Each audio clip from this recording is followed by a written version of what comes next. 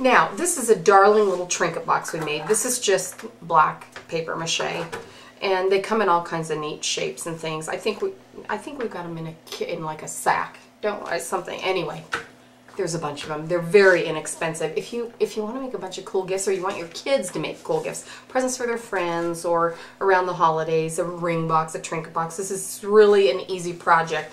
First of all we did to create this box is mix Perfect Pearls and water. Perfect Pearls is a water-activated resin in it. It's just mica-based powders, but they've got everything in them, so you don't have to add gum arabic or some of the other things that we have to add. What you do have to add is water. Water is the secret to working with Perfect Pearls. After you add a little bit of water and mix it up, what you have is a lovely, lovely paint. Now, depends on how transparent you want this. If you want it real transparent, then by all means add more water. If you like it thick, and I really do like some good coverage, go ahead and make it thicker. Now, look how beautiful this paints. Right away we're getting the look of kind of an old nickel pewter box, things like that. Now, I like to patina this. This is the Perfect Pearls patina kit. I'm missing something. Oh, here it is. This was designed to look like old metal. So here's how I do it. I like to put kind of a damp brush in it and start stippling.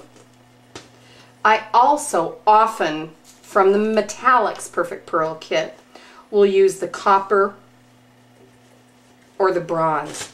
Don't you think that has a really cool look? It makes it look like it's actually taking on the look of real oxidized rust. I love this.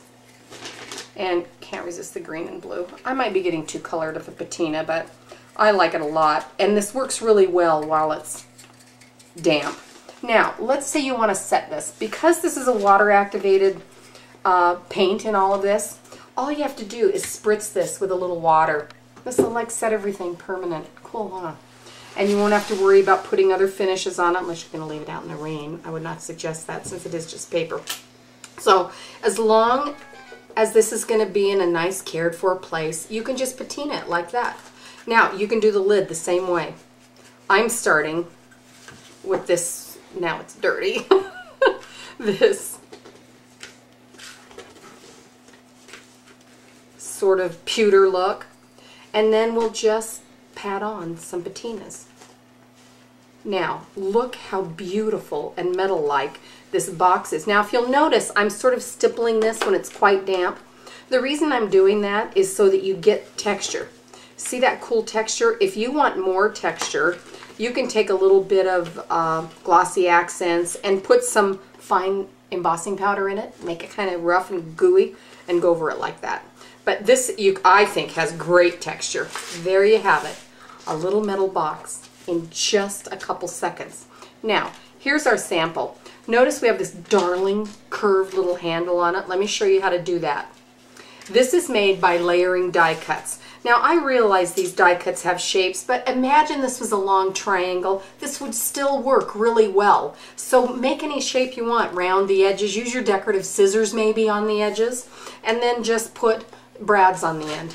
Now, I've layered these because you want the look of metal. Obviously, one layer of paper doesn't quite fake you out well enough. You want this to have dimensions. So I usually, when I'm going to do a bending handle, do 3 to 4 pieces, not more, because they don't layer and bend well. So I'm gluing these together with a glue stick. If you've seen any of our other videos on the site, you know how I feel about the products that we show.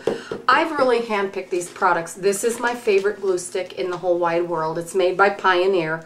I like it because it doesn't get old and brittle, and here's another reason I like it. You can work with this for a while, and it'll keep the paper, it kind of like turns it into mulch and paper mache just because it has great texture. I love that.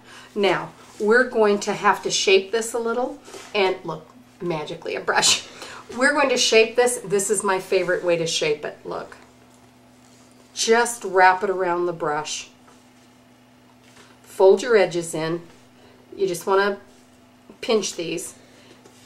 And look at that great, great little handle, which we're going to brad to our box. Now, we're going to let this dry before we put a finish on it.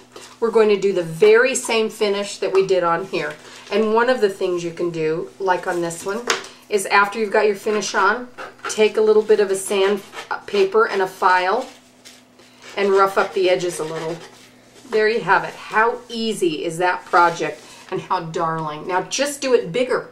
You can do these handles as big as you want. As a matter of fact, I have done some pretty big handles this way on some pretty nice size boxes. If you're looking for a box to make, go on our website and look under boxes. We've got a pattern for making the best origami box, and you can make it in a lot of sizes. It's very sturdy, it's very beautiful. You won't have to buy a lot of boxes, you can make them and just get your perfect pearls from us and your glue, and then you're off and running. So there you go. Have fun making metal.